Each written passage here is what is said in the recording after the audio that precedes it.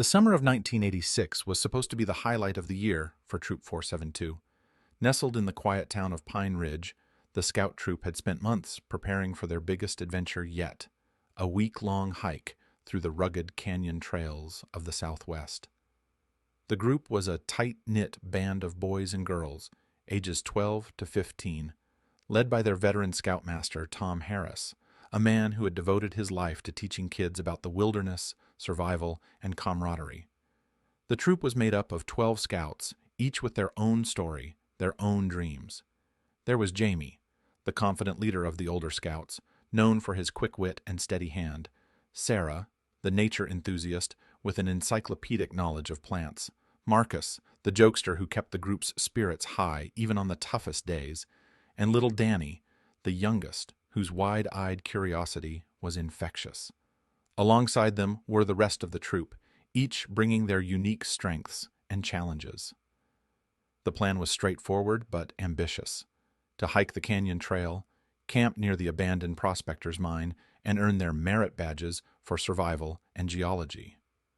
The mine itself had been closed down only a week before their departure, the company announcing that cyanide leaching had made the site unsafe. But to the scouts, it was just another interesting landmark on their journey. The first few days passed without incident. The sun beat down on dusty paths lined with towering red rock walls, and the group made good progress. Scoutmaster Harris kept a watchful eye, mapping their route carefully, occasionally marking a pencil detour on his worn ranger's map to avoid dangerous terrain. Nights were spent around campfires, telling stories and planning the next day's trek. But on the fourth day, something changed. It began with a sudden storm, dark clouds rolling over the horizon faster than anyone expected. The weather reports had been clear, but the canyon's microclimate was notoriously unpredictable. Scoutmaster Harris decided they should take the detour around the old mine to avoid any unstable ground. He marked the new path on the map, folding it carefully into his pack. The storm hit hard and fast. Torrential rain filled the canyon, turning the dry creek beds into rushing torrents. The troop scrambled to set up camp early, pitching tents in a sheltered hollow. But as the floodwaters rose, the ground began to shift beneath them. The roar of the canyon was deafening, drowning out cries and commands, and then silence. When the storm passed and rescue teams arrived days later, there was no sign of Troop 472. No footprints, no abandoned gear, nothing. It was as if they had vanished into thin air. The disappearance baffled authorities and haunted the town for decades.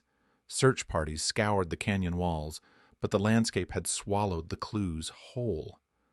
Families were left with only hope and unanswered questions.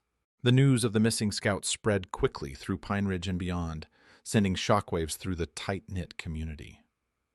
For families, friends, and neighbors, the canyon trails transformed overnight from a place of adventure to a haunting void. Search parties were organized immediately. Local law enforcement, park rangers, and even volunteers from neighboring towns combed through the canyon's maze-like terrain. Helicopters scanned from above, their spotlights slicing through the early morning mist.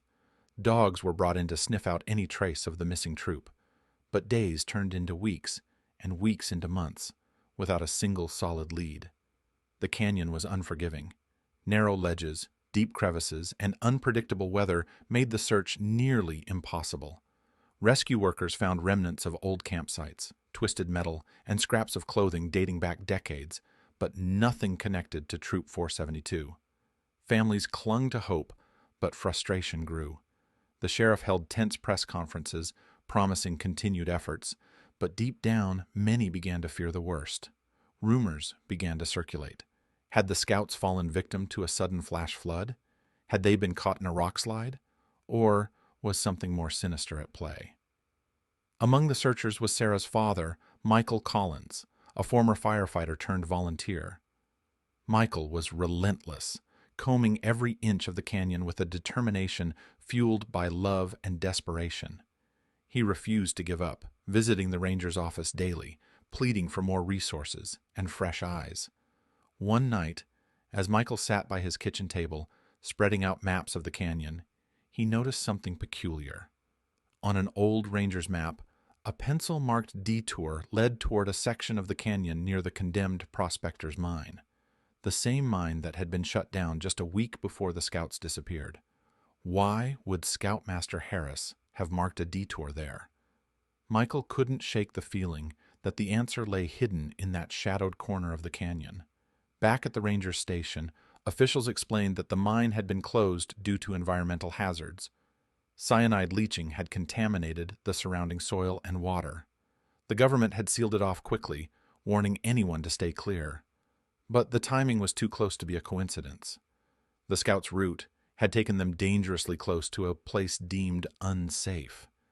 Had the scouts stumbled onto something no one was meant to see?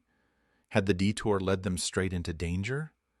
As days turned into years, the case grew cold. Troop 472 became a legend whispered among locals.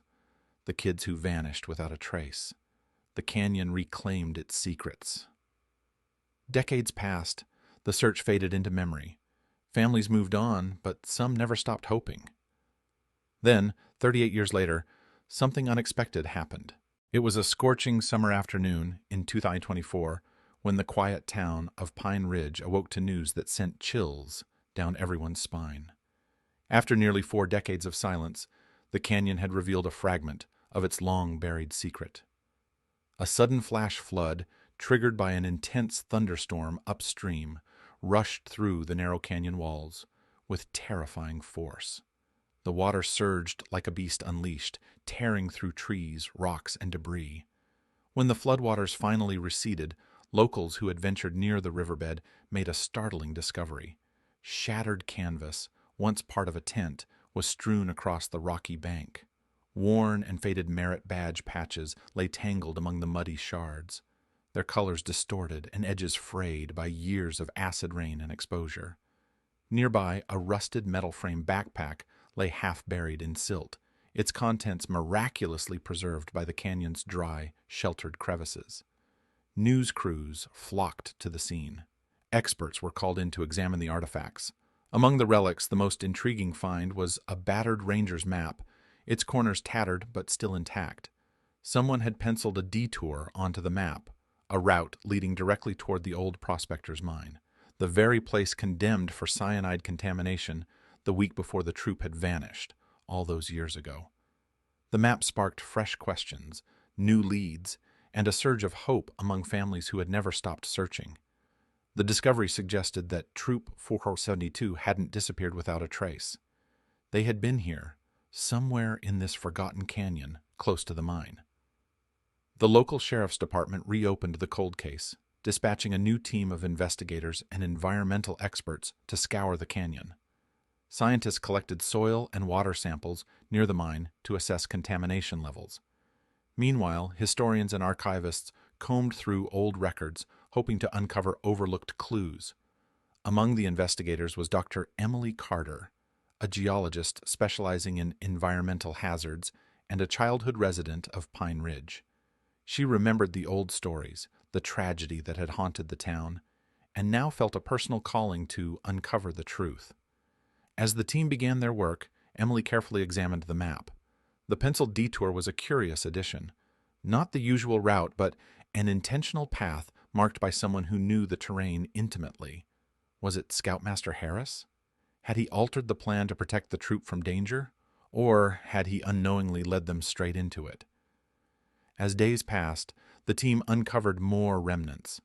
Fragments of clothing, rusted camping gear, and a charred journal. The pages scorched, but partially legible. The journal belonged to one of the scouts. Sarah's handwriting was unmistakable. Her last entries spoke of unease, of strange noises in the night, warnings from local hikers about the mine, and a growing fear that something was lurking nearby. The tone shifted abruptly before ending with a cryptic note. "We must leave the trail, but the canyon won't let us go." The canyon's shadows had grown longer, and the past was stirring. The hunt for answers was no longer just a search for missing children. It was a race against time to uncover what had truly happened in the canyon, before history repeated itself.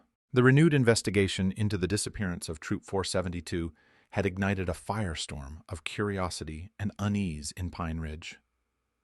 Dr. Emily Carter and her team plunged into the canyon's depths, following the faded trail marked on the decades-old map.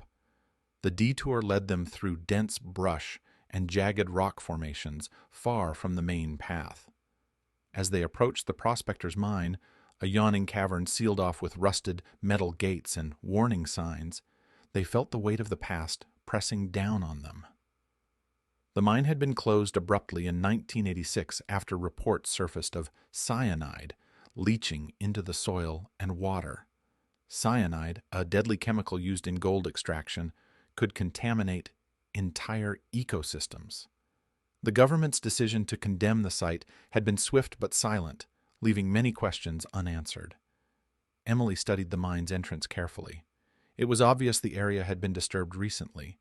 Footprints and fresh debris hinted that someone had been inside, perhaps trying to uncover or hide something.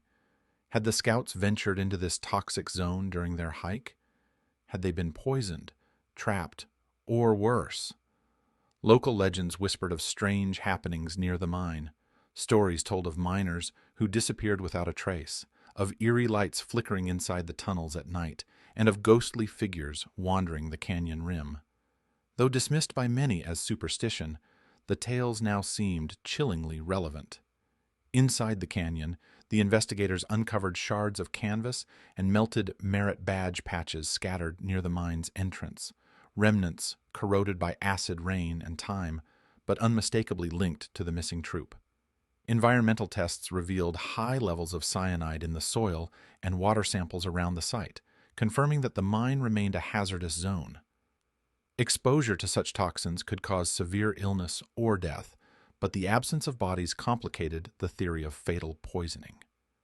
Emily's team also discovered a hidden passageway beneath the mine's main shaft, sealed by a rusted gate.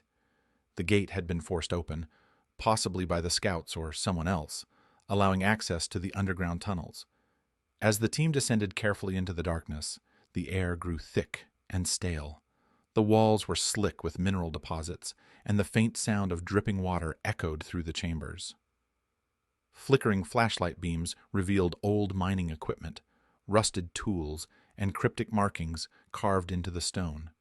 Deeper inside, they found a makeshift campsite, evidence someone had stayed here recently. Among the debris was a weathered, leather-bound notebook filled with strange symbols and notes in hurried handwriting. The notebook belonged to a prospector named Henry Blackwood, who had vanished mysteriously in the 1930s. His entries spoke of a secret vein of gold hidden deep within the canyon, guarded by dangers both natural and unnatural. He warned of a poisoned heart beneath the earth, a place no man should disturb.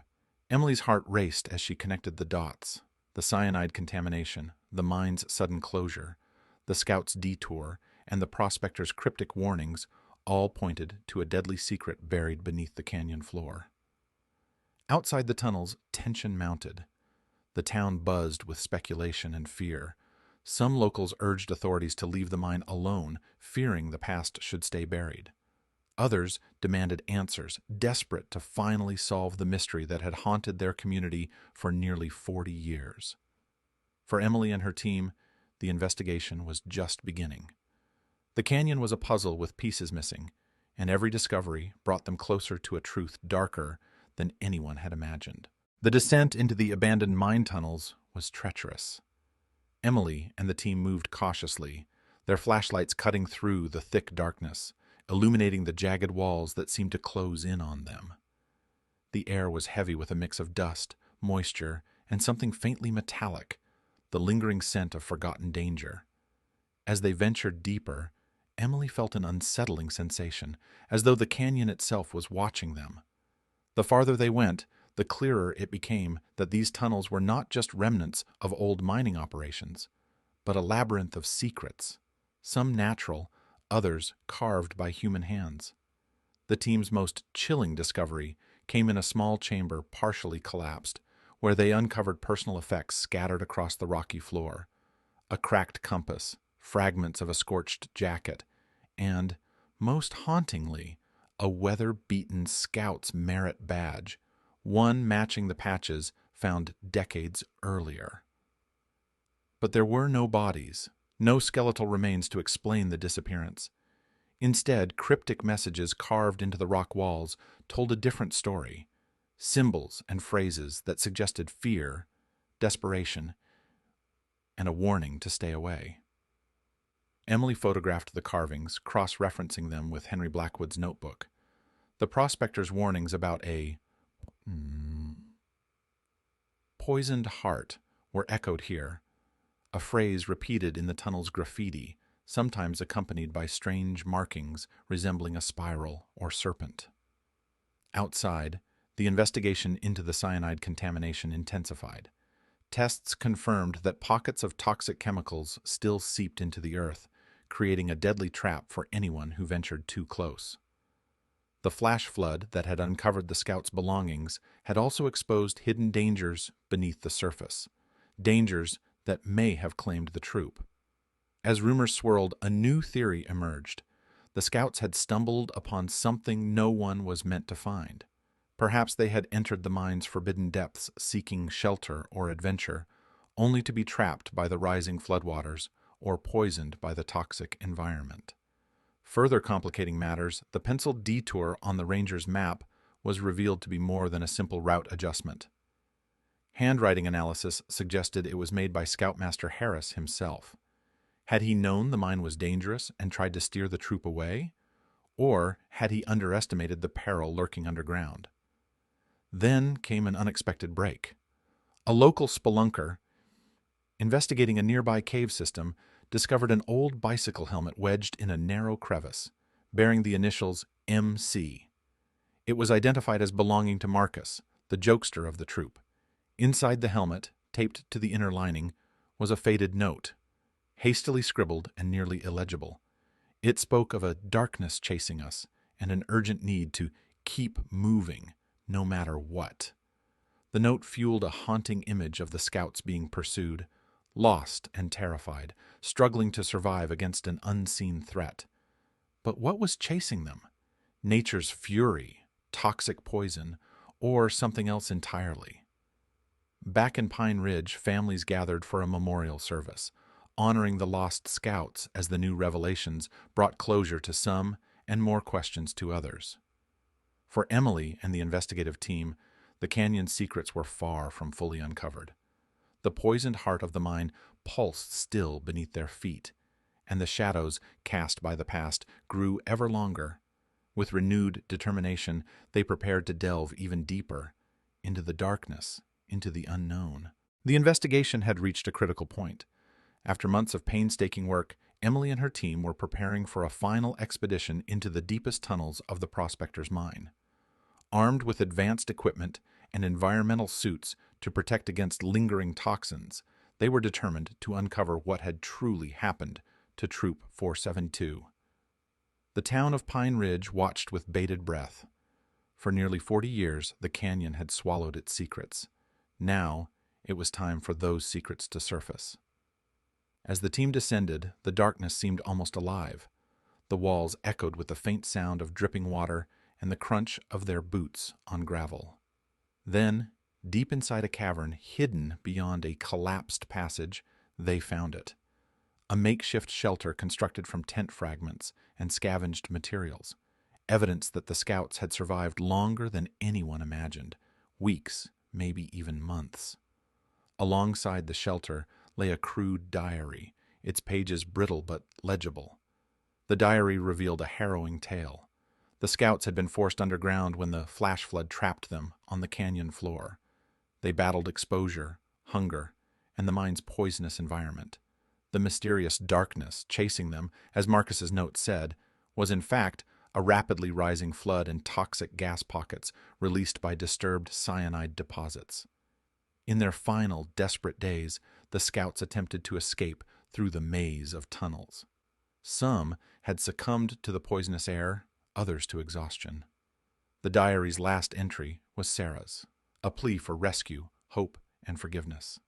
Outside, the investigation team uncovered remnants of cyanide containers and mining equipment deliberately hidden decades ago, proof that the mine's closure had concealed corporate negligence, a cover-up of environmental disaster and human tragedy. The town was rocked by the revelations. Lawsuits were filed, and efforts to safely contain and clean the contaminated site were immediately funded. At a memorial ceremony beneath the towering canyon walls, families and friends gathered to honor the lost scouts. Though grief remained, the truth had finally emerged from the canyon's depths. A story of courage, survival, and the devastating consequences of human greed and nature's wrath. Emily looked over the crowd and felt a bittersweet closure. The canyon had claimed the scouts, but their story would live on. The canyon remained silent once more, but its scars would never fully heal, and the tent fragments, merit badges, and the old ranger's map would forever remind Pine Ridge of the vanished troop, a haunting echo carried on the desert wind.